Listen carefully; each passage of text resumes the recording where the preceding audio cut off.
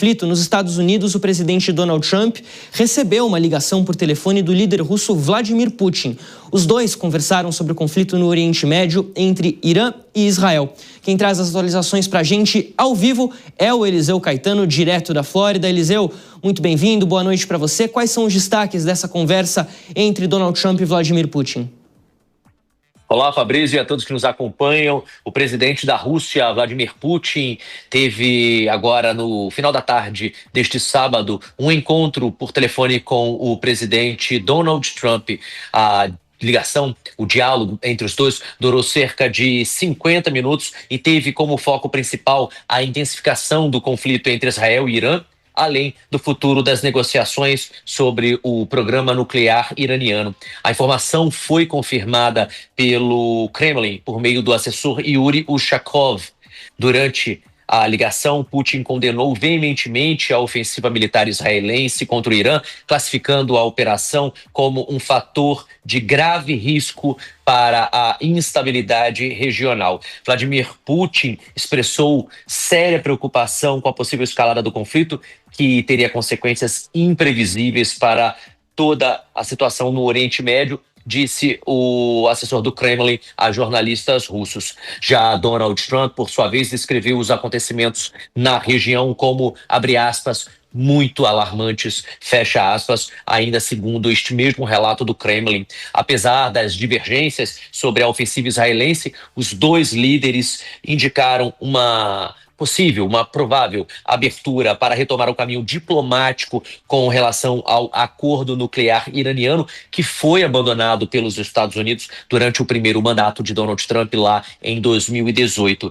Segundo a assessoria de imprensa do Kremlin, os negociadores norte-americanos demonstraram disposição para retomar o diálogo com representantes iranianos e uma mediação de Omã. No entanto, a rodada de negociações que estava prevista para amanhã, domingo, Fabrício, foi cancelada em meio ao agravamento das tensões. Putin teria ainda aproveitado a ligação para reiterar que a posição russa segue sendo favorável à redução das tensões e à busca por um acordo que envolva compromissos mútuos entre os Estados Unidos e o Irã. Ele teria dito o seguinte, abre aspas, antes do aumento atual da tensão, a nossa parte havia proposto passos concretos para encontrar acordos mutuamente aceitáveis sobre o programa nuclear iraniano. A abordagem da Rússia permanecerá a mesma, fecha aspas. Esse é um trecho desse comunicado emitido agora no final da noite deste sábado pelo Kremlin.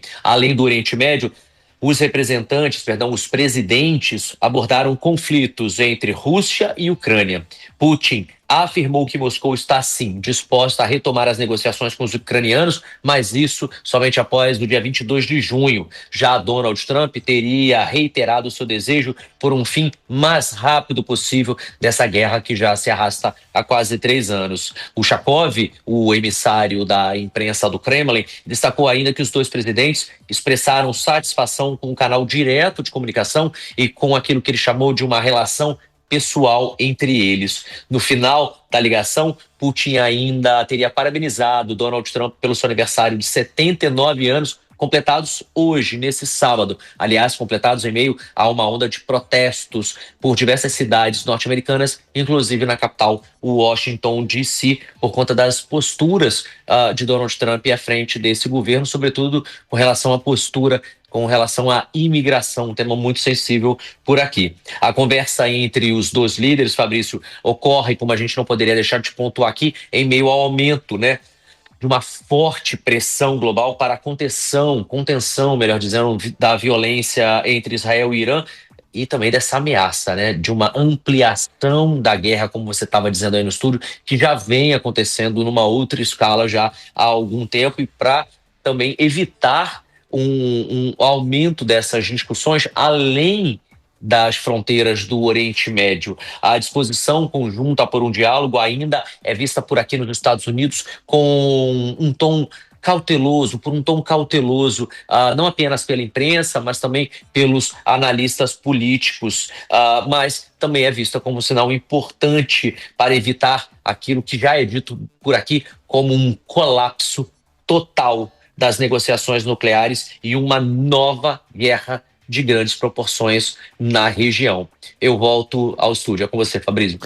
Valeu, Eliseu. Daqui a pouco você está de volta para conversar com a gente. Muita coisa acontecendo. Eliseu falava até mesmo da guerra entre Rússia e Ucrânia, que é muito importante o que está acontecendo lá também. E é tanta coisa acontecendo que a gente acaba até, às vezes, se perdendo, né, Eliseu? Mas daqui a pouco você está de volta para trazer mais informações para a gente. Os Estados Unidos estão no centro dessas conversas, dessa crise envolvendo Israel e Irã. E a gente já vai repercutir mais assuntos sobre isso aqui no JP Internacional. Professor, a gente conversava sobre a questão de ajuda internacional, da influência internacional nesse conflito.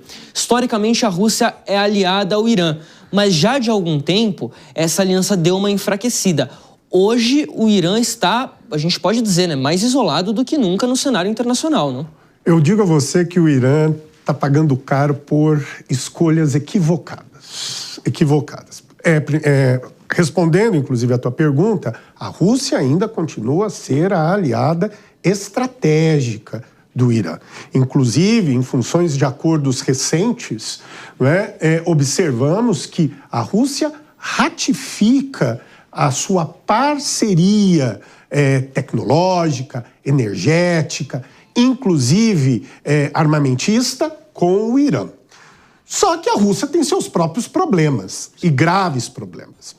E com detalhe, em termos globais, a situação do Oriente Médio tem uma perdedora, que é a Rússia. A Rússia perdeu um grande espaço de influência naquela região. Sim. Lembremos da Síria. Sim, claro. E agora a situação do Irã. Obviamente, o Irã já teve os seus momentos, meu caro Fabrício, de vulnerabilidade. Eu sempre gosto de lembrar o ano de 2009, o ano da Revolução Verde, que houve uma insurreição, uma tremenda insurreição e uma repressão radical do governo iraniano. Mas, detalhe, ao mesmo tempo que observávamos uma instabilidade interna, as fronteiras do Irã estavam ocupadas por forças norte-americanas. De um lado, do lado oriental, o Afeganistão. Sim. O Afeganistão, a guerra do Afeganistão, desde de 2001.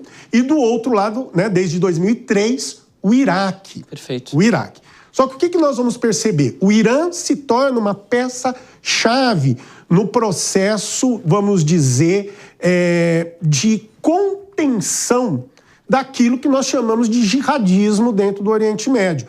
A ascensão do Al-Qaeda iraquiano, do ISIS. Sim. Então o Irã teve um papel muito importante no Iraque, com a maioria xiita, e teve um apoio fundamental, junto com o Hezbollah e a Rússia, de manter o regime sírio de Bashar al-Assad. E recorrendo a guerras proxy. Lembremos do Iêmen. Perfeito. Guerra proxy entre a Arábia Saudita e Irã, por controle. O Irã achou que esse método daria certo com Israel em 2023. O que acontece? O Irã perde a sua influência em todo o chamado arco xiita. Se apequena, e agora Israel consegue aquilo que há mais, vamos dizer aí, entre 20 a 30 anos, perseguia. Confrontar-se diretamente com o Irã. Perfeito. O Irã está encurralado. Vamos continuar falando sobre apoio internacional, mas agora do lado israelense, o primeiro-ministro de Israel, Benjamin Netanyahu, afirmou que o país conta com Donald Trump na guerra contra o Irã. Nós demos um duro golpe no programa nuclear deles. Segundo, e vocês já notaram isso, há uma grande ameaça dos mísseis balísticos. Todo míssil que chega mostra o quão perigosos eles são. E mais uma vez, a sua resiliência é extraordinária. É isso que Israel está fazendo com o apoio. Com o claro apoio do presidente dos Estados Unidos, Donald Trump, e com o povo americano e muitos outros ao redor do mundo. Com a ajuda de Deus e com a boa vontade e a decisão de todas as sociedades livres, nós vamos vencer. É um apoio americano muito forte, de fato, para Israel nesse momento. A gente conversava aqui em off, professor, sobre o que aconteceu em 1973 na Guerra do Yom Kippur. Sim. Naquela ocasião, Israel avança contra o Egito e até mesmo em direção a Cairo, se pudesse. Mas aí tinham dois parceiros muito importantes no cenário internacional. Não parceiros, mas dois atores muito importantes no cenário internacional. Estados Unidos, que sempre foi aliado de Israel, e a União Soviética. Esses dois, mesmo no meio da Guerra Fria, se juntaram e falaram, bom, vai cada um para o seu lado. O Egito chega de guerra, Israel chega de guerra, vamos resolver isso aqui depois, vamos resolver isso aqui sem bala. E foi exatamente isso que aconteceu. Agora o cenário é diferente. A Rússia, que a gente mencionava, não tem a força ou o impacto que tinha a União Soviética e está preocupada com outra guerra. Os Estados Unidos dão um apoio incondicional para Israel.